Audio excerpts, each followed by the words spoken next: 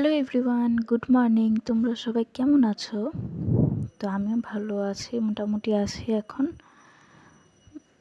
ভালো আছি, সুস্থ আছি। তো চলে আসলাম আবার আরেকটা নতুন ভিডিওর সাথে। তো আজকে গেল অক্ষয় তৃতীয়া। তো দেখতেই পারছো এখানে আমরা চলে এসেছি কীর্তনে। আমাদের বাড়ির এদিক দিয়ে একটা রাম ঠাকুর আশ্রম আছে, এখানে বড় করে কীর্তন হয় প্রত্যেক অক্ষয় তৃতীয়া উপলক্ষে।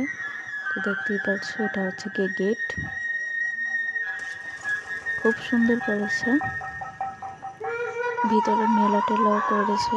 তো দেখতেই পাচ্ছ এখান দিয়ে সামনে মা যাচ্ছে আর সাথে আমার এক মাসি গেছে। তো এই যে ঢুকে পড়লাম, দেখতেই পাচ্ছ। আর এই যে দেখো এখানে কত কিছু নিয়ে বসেছে, সামনে আরো আছে। এত ভিড় কি বলবো।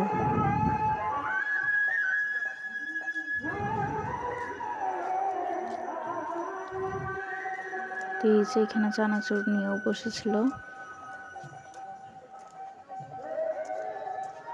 তারপর এখানে অনেক খেলনা টেলনা আরো অনেক কিছু নিয়ে বসেছিল, সাজার জিনিসও নিয়ে বসেছিল। তারপর রান্নার কিছু জিনিস, অনেক কিছু ছিল, দেখতে বেশ অনেক ভালোই লাগছিল। আর সাথে কীর্তনটা তো অসাধারণ ছিল। এই যে চলে আসলাম, এটা হচ্ছে কি রাম ঠাকুর আশ্রমের গেট। তারপর ঢুকে এই যে কীর্তনে চলে আসলাম। তো কীর্তনটা তোমরা শুনতে থাকো, আশা করি তোমাদের অনেক ভালো লাগবে। আর লাস্টে কমেন্ট করে জানিও কেমন লাগলো, আর ভালো লাগলো অবশ্যই লাইক কমেন্ট শেয়ার করো, আর চ্যানেলটাকে সাবস্ক্রাইব করো। তো দেখতে থাকো, সঙ্গে থাকো আর পাশে থাকো।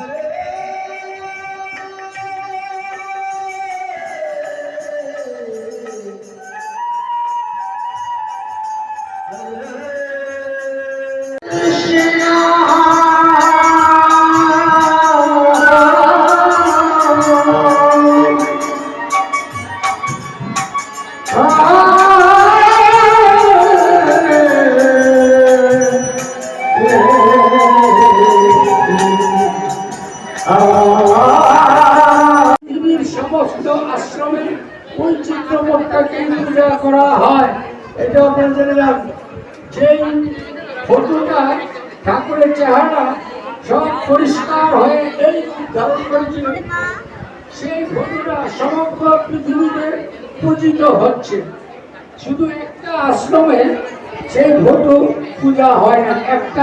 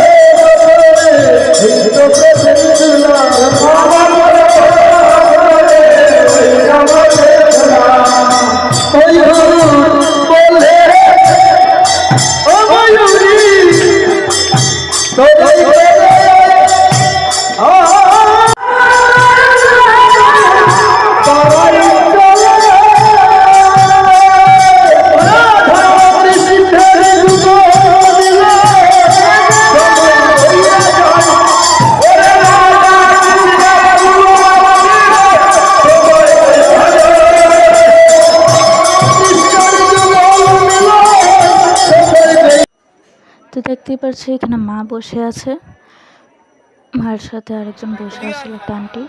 তারপর এখানে একটা দোকানে আসি আর কুকুরটা দেখো কি সুন্দর, আমার তো খুবই ভালো লাগছিল ওকে দেখে। যাই হোক ওর সাথে একটু টাইম কাটিয়ে তারপরে বাড়িতে যাই। দেখতেই পাচ্ছ কি সুন্দর একটা কিউট বেবি।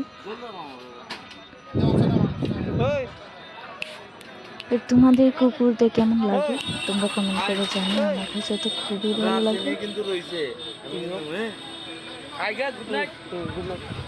তো যাই হোক আজকের ভিডিওটা এতটুকুই, আজকে আর বাড়ালাম না। আর তোমরাও তৃতীয় দিন তোমরা কোথায় কোথায় গেলে, কে কী করলে অবশ্যই কমেন্ট করে জানিও। আর ভিডিওটা ভালো লাগলে লাইক করো। Tata, bye bye.